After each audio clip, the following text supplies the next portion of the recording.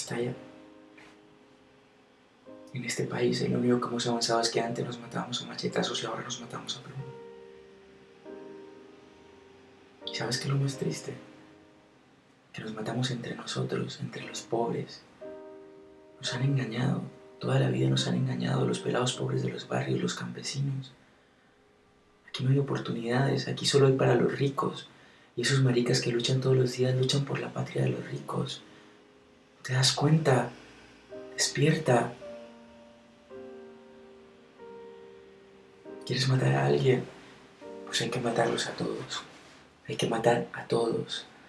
A los ricos porque solo piensan en ellos. A los del medio porque tienen miedo. Y a nosotros los pobres porque no nos hemos cansado de comer mierda. Hay que acabar con todos.